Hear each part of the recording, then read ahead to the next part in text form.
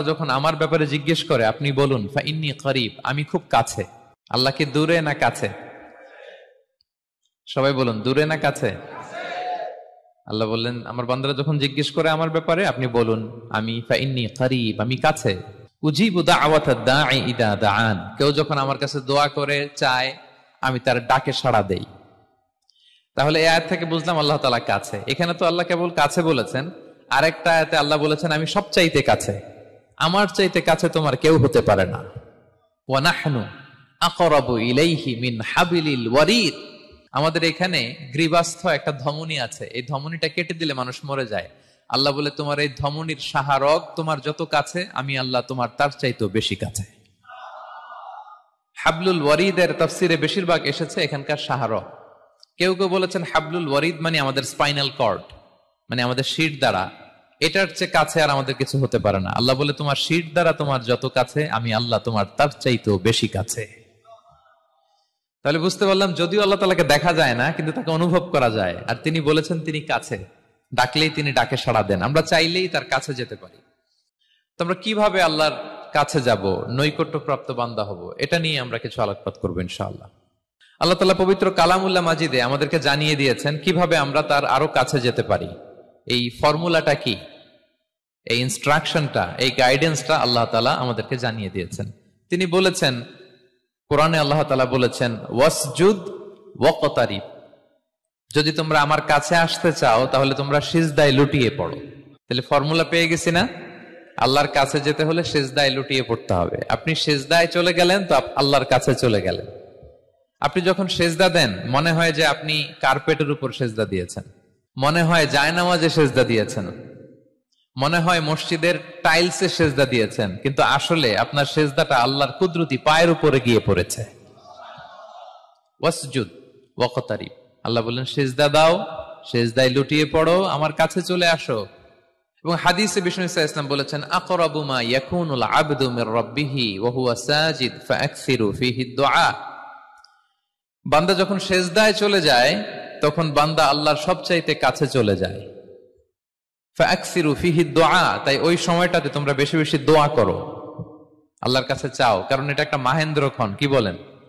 সিজদায় যখন চলে গেলাম আল্লাহর সবচেয়ে কাছে চলে গেলাম, বিষ্ণু শিখালেন এই সুযোগটা কাজে লাগাও, তখন বেশি বেশি কি করো? দোয়া করো।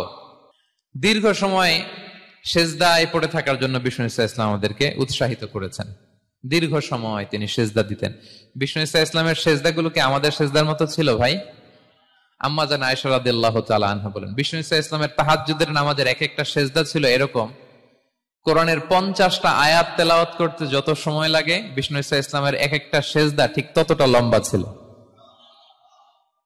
এত দীর্ঘ সময় বিষ্ণু ইসলাম সিজদায় পড়ে থাকতেন। তো বিষ্ণু বলেছেন তুমি যখন সিজদায় পড়ো আল্লাহর সবচেয়ে কাছে চলে যাও, সো ওই টাইমটাতে দোয়া করো। কি দোয়া করব? বিষ্ণু ইসলাম সিজদায় পড়ে তাসবিহ পড়তেন, সুবহানা রাব্বিয়াল আ'লা, সুবহানা রাব্বিয়াল আ'লা। এর অর্থটা খুব সুন্দর। এর অর্থটা আপনারা জানেন? সুবহানা রাব্বিয়াল আ'লা মানে আমি আমার রবের পবিত্রতা ঘোষণা করছি, যিনি হচ্ছেন আল আ'লা, সর্বোচ্চ, সবচেয়ে বড়, তার চেয়ে বড় কেউ হতে পারে না। আরবিতে আল আ'লা শব্দের অর্থ হচ্ছে সবচেয়ে উঁচু, সবচেয়ে বড়, সর্বোচ্চ, এটাকে বলে আ'লা। আর আরবিতে সবচেয়ে খাটো, সবচেয়ে নিচু, সবচেয়ে নিম্নে, এটার আরবি হচ্ছে আল আসফাল। এটাকে কি বলে? আল আসফাল। আল্লাহ তাআলা কোরআনে বলেছেন ইন্নাল মুনাফিকিনা ফিদ দারকিল আসফালি মিনান নার, মুনাফিকেরা জাহান্নামের একেবারে নিচে থাকবে, নিচে। তাহলে সবচেয়ে নিচু অবস্থানকে বলে আসফাল, আর সবচেয়ে উঁচু অবস্থানকে বলে আ'লা। আওয়াজ করে বলুন, সবচেয়ে উঁচু অবস্থানকে বলে? আমরা ওইটাই বলি আল্লাহকে, সুবহানা রাব্বিয়াল আ'লা, আমি আমার রবের পবিত্রতা ঘোষণা করছি যিনি আ'লা, সর্বোচ্চ। আচ্ছা একটু খেয়াল করে বলেন তো, তিনি যখন আ'লা তখন আমাদের অবস্থাটা কি? সিজদা মানে হচ্ছে আমার কপাল, আমার নাক, মানুষ তার দেহের সবচাইতে দামি অঙ্গ মাটিতে ঘষতে শুরু করে ওই টাইমে, ঠিক কিনা?